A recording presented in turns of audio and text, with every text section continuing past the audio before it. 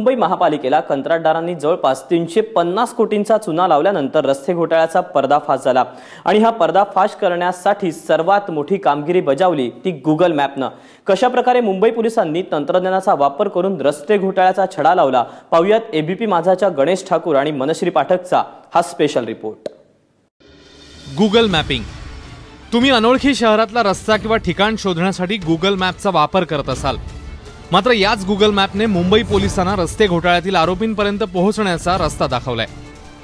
Google मॅपने घेतलेल्या फोटोंमुळे रस्ते घोटाळ्यातील कंत्राटदाराचं बिंग फुटलं। अस्तित्वात नसलेल्या राडारोडाच्या वाहतुकीसाठी कंत्राटदारांनी 800 कोटींचं बिल वसूल केल्याचं समोर येतंय। रस्ते बांधताना निर्माण झालेला राडारोडा नेमका कुठे टाकण्यात आला असा सवाल कंत्राटदार, इंजिनियर आणि कर्मचाऱ्यांना विचारण्यात आला होता। त्या प्रश्नाचं उत्तर देताना सर्वांनी नवी मुंबईकडे बोट वळवलं। मुंबईहून 50 किलोमीटर दूर पनवेलच्या कोळखे या गावामध्ये आहे आणि याच गावामधनं या कॉन्ट्रॅक्टर्स विरुद्ध बीएमसीच्या कमिटीला आणि मुंबई पोलिसांना पहिले पुरावे मिळाले।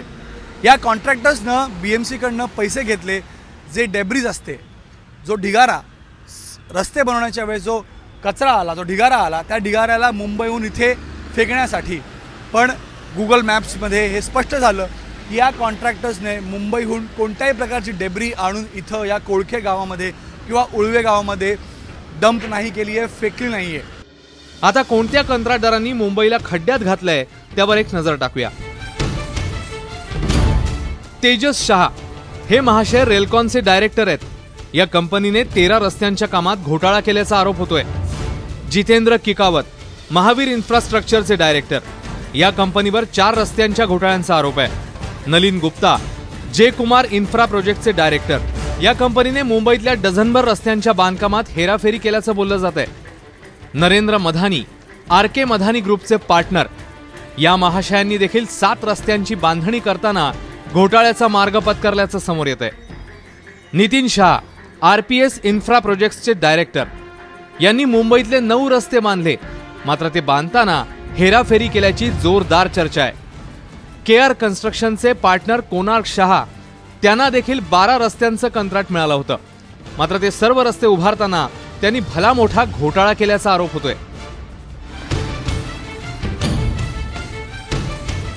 जेव्हा एबीपी माझाची टीम रस्ते घोटाळ्यातील कंत्राटदारांच्या घरी गेली तेव्हा त्यांना काय उत्तर मिळालं ते तुम्हीच ऐका। क्या कह रहे हैं? कोई भी नहीं है। रेलकॉनचे डायरेक्टर आहेत, ते मागील काही दिवसांपासून 1 ते 2 महिन्यांपासून आपल्या घरीच नाही आले आहेत, अशा प्रकारची माहिती आम्हाला वॉचमॅनकडनंही मिळालेली आहे। आणि हीच माहिती मुंबई पोलिसांनी दिली की एप्रिलमध्ये ज्यावेळेस ही एफआयआर रजिस्टर करण्यात आले त्यावेळेपासूनच हे सर्व 6 मोठे कॉन्ट्रॅक्टर्स आपल्या घरी राहत नाही आहेत, आपल्या घराहून दूर राहत आहेत। मुंबई पोलीस त्यांना पकडेल किंवा त्यांना अटक करू नाही म्हणून अशा प्रकारची हे प्रयत्न त्यांचे आहेत। कंत्राटदारांना कुठेतरी सेफ पॅसेज देण्याचं काम या एक्झिक्युटिव्ह इंजिनियरने केलेलं आहे आणि एवढं मोठी हिंमत त्यांनी दाखवलेली आहे। कुठल्याही तरी राजकीय नेत्यांचा पाठिंबा असल्याशिवाय एवढी मोठी हिंमत हे इंजिनियर दाखवू शकत नाही। रस्ते घोटाळ्या प्रकरणी 10 ऑडिटर्स, 12 इंजिनियर्स आणि 2 कंत्राटदारांना अटक करण्यात आली आहे। मात्र लवकरच मुंबई महापालिकेच्या बड्या अधिकाऱ्यांना तुरुंगाचा रस्ता धरावा लागणार आहे। तक ये ऑफेंस में 25 लोगों को गिरफ्तार किया है। एक कॉन्ट्रैक्टर को हमने गिरफ्तार किया है। बाकी इसमें जो शामिल है उनकी भी जांच हमारी तरफ से चल रही है और इसमें जिन जिन का नाम आएगा, कुछ डॉक्यूमेंट्स हमने कलेक्ट किए हैं, इसमें जिनका भी नाम आएगा उनके खिलाफ हम आगे कार्रवाई करने वाले हैं।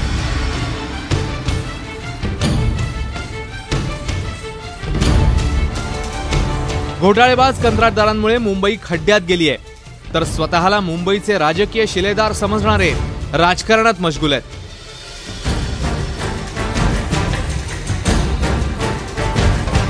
आशिष शेलारजीने एक अतिशय योग्य शब्द वापरला, ऑर्गनाइज क्राईम। पण ह्या ऑर्गनाइज क्राईम मध्ये सेना बीजेपी वाले सगळेच त्याच्यामध्ये आहेत। म्हणून ह्या ऑर्गनाइज क्राईम करत असताना जे खरे लोक आहेत त्यांचे चेहरे कधीच बाहेर येणार नाही, कारण की सब कॉन्ट्रॅक्टर जे आहेत त्यांना अटक केली जाते, ते सुटतायत आणि मग दुसऱ्यांवर कारवाई होते। म्हणून खऱ्या अर्थाने तुम्हाला कोणाला खरं कारवाई करायची असेल तर मोठे मासेंना पकडा ना। हम देखते हैं कि इसमें सुपरवाइजर इंजीनियर कंत्राटदारों के हो, स्वयं कॉन्ट्रैक्टर हो, मुंबई महापालिका के इंजीनियर्स हो, थर्ड ऑडिट करने वाले ऑडिटर हो या कंसल्टेंट हो, ये सबका अपने आप में रोल है। इससे ज्यादा लोगों का भी रोल हो सकता है और इसके लिए ये अगर क्राइम है तो this is nothing but an organised crime. पण लगेच त्याच्यामध्ये काहीतरी घोटाळा आहे आता चौकशींचे काय झाले करा वाटेल त्याची चौकशी करा, आम्हाला त्याची परवा नाही, आम्हाला त्याची चिंता नाही, पण एक पैशाचं खोटं काम मुंबई महापालिका निवडणूक जास्त लांब नाहीये, त्यामुळे मुंबईकर या खड्ड्यांसाठी जबाबदार असणाऱ्यांचा हिशेब चुकता करणार हे नक्की।